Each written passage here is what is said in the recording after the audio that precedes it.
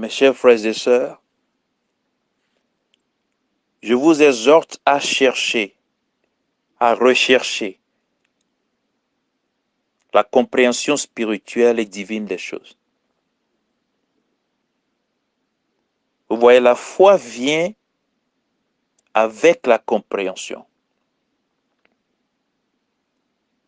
La compréhension vient avec la révélation. La révélation vient avec la méditation. Et la méditation vient de votre communion avec le Saint-Esprit. Votre compréhension des choses spirituelles est le début de la puissance de Dieu.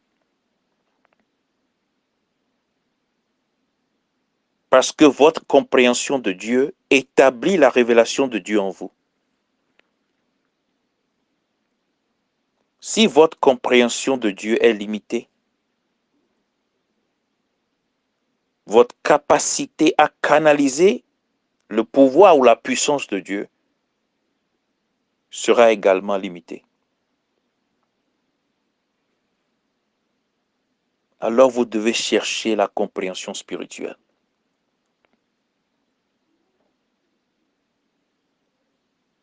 Votre compréhension de ce que vous croyez est ce qui rend votre foi plus forte. N'ayez pas peur de poser des questions. Poser des questions est votre droit. Jésus a parlé dans les Écritures de ceux qui entendent la parole de Dieu, la révélation de la vérité. Mais cette parole ne produit aucun fruit en eux. Cette parole ne produit pas le pouvoir mental en eux, le pouvoir émotionnel en eux et le pouvoir matériel qui est le succès dans leur vie. Pourquoi? Parce qu'ils n'ont pas compris le message. Vous pouvez le lire dans Matthieu 13 au verset 19. Jésus l'a dit plusieurs fois. Ils ont des yeux, mais ils ne voient pas. Ils ont des oreilles, mais ils n'entendent pas, ni ne comprennent. Matthieu 13, 13. La compréhension spirituelle ouvre votre esprit à voir la vérité. La vérité ne vous libère pas, mes frères, chers et sœurs.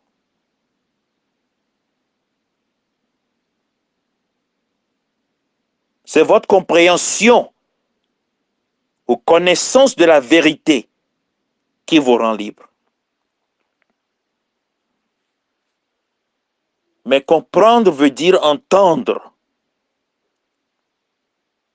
Jésus dira qu'ils ont des oreilles, mais ils ne peuvent pas comprendre ou entendre. Et la foi vient de ce que l'on entend ou de ce que l'on comprend. Romains 10, 17. Le roi David a enseigné à son fils, le roi Salomon, cherche la sagesse et obtient la compréhension à tout prix. Proverbe 4 au verset 7. C'est pour cela que plus tard, quand Dieu a demandé à Salomon en rêve, que puis-je te donner? Il a dit, donne-moi la sagesse. Il suivait les conseils de son père. Dans le livre des Actes, au chapitre 8, verset 30, si je ne me trompe pas, quand l'apôtre Philippe rencontra l'eunuque, l'homme riche qui était dans son char, ou bien chariot, je dois dire, la première question que l'apôtre a demandé à ce monsieur, la voici. Comprends-tu ce que tu lis? Je veux donc vous exhorter à chercher la compréhension divine. Sans la compréhension divine, votre foi est faible. Sans la compréhension divine, vous ne pouvez pas canaliser la totalité de la puissance de Dieu dans votre vie. Je veux donc vous donner 4 choses principales que vous devez chercher à comprendre. Une fois que vous aurez compris ces 4 choses, votre vie passera de gloire en gloire et et vous allez expérimenter le bonheur, la santé et la richesse. Premièrement, la compréhension de qui vous êtes. Si vous écrivez deuxièmement, la compréhension de qui est Dieu. 3.